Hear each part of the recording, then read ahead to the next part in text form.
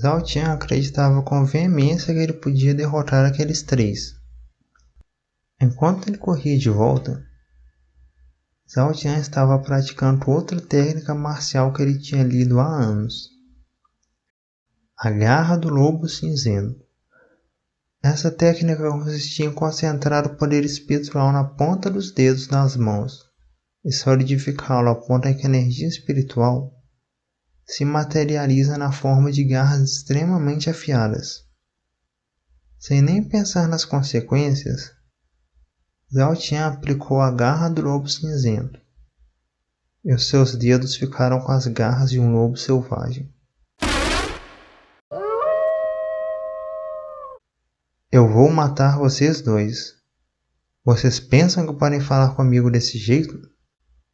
Eu vou partir cada um de vocês ao meio. O homem robusto balançou o chicote, mais uma vez, enquanto os dois homens atrás dele riam, como se estivessem saboreando aquilo.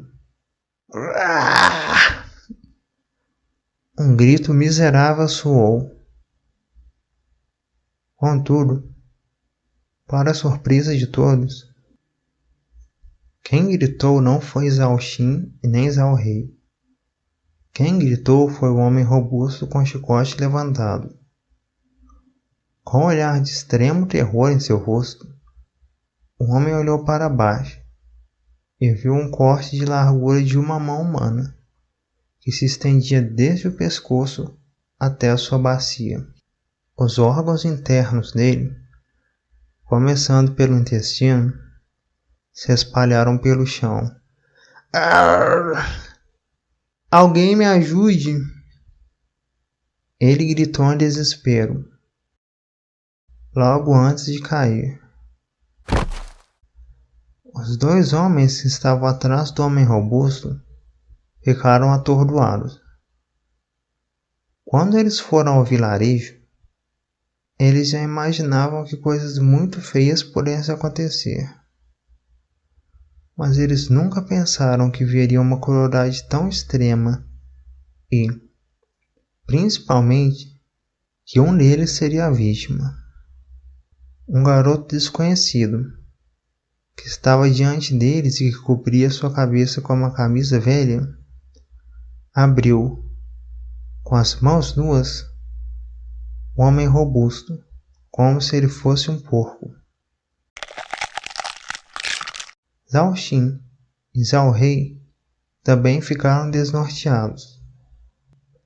Eles estavam diante de uma morte certa e, de alguma forma, aquele garoto apareceu para ajudá-los. Quem era ele? Ninguém tinha olhos para os vilarejos. Ninguém, além deles mesmos, se importava com eles. Será que alguém decidiu olhar para eles? As dúvidas surgiram aos montes dentro das cabeças de Zhao Xin e Zhao Rei. Eles viram os dois homens restantes assustados e praguejando. Quem diabos é você, pirralho? Você sabe no que se meteu? Como ousa matá-lo? Nós somos funcionários das minas de ferro vermelho. Os nossos chefes, com certeza, irão matar cada pessoa que você ama ou já amou nessa vida. Um dos homens bufou e começou a sacar a machadinha. Depois de acabar com vocês, os seus chefes serão os próximos. Enquanto respondia com uma voz fria, o garoto avançou em alta velocidade contra o homem que sacava a machadinha. De novo, muito sangue jorrou, junto com alguns miolos que voaram pelo ar, pois a mão do jovem estava reta e tinha acabado de atravessar a cabeça do seu alvo. Dessa vez, nem mesmo um grito foi proferido, porque a morte daquele homem foi instantânea.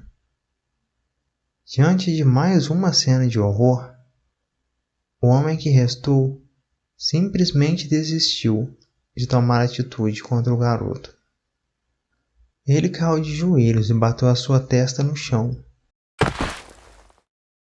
enquanto suplicava pela sua vida. Por favor, não me mate. Foram eles. Eles é que me forçaram a vir aqui. Eu sou uma pessoa boa. Eu até mesmo queria pará-los, mas se eu falasse algo, eu também morreria. Por favor, jovem mestre, poupe-me. Por favor. O homem suplicava desesperadamente. Good, que observava toda a cena, disse a Zaltian: Moleque, você é cruel. Zaltian respondeu: Eu nunca faria isso aleatoriamente. Se não me ofenderem ou provocarem, eu não ofenderei ou provocarei. Na medida do possível, eu serei até mesmo cortês. Contudo, se alguém fizer algo contra mim ou aqueles que eu amo, se me ofender ou provocar sem motivo, eu definitivamente farei pagar o pior dos preços. Good. Então você deve ter percebido que este homem está mentindo. Certo? Zaltian. Com certeza. Eu ouvi o prazer estampado nos olhos dele, enquanto um amigo dele atacava minha família. Good. Então você irá matá-lo? Zaltian. Sem nem piscar. Algum problema com isso? Não. Tanto faz. Eu acho que eu vou dormir mais um pouco. Good respondeu com uma extrema indiferença. Zaltian caminhou passo a passo em direção ao homem ajoelhado.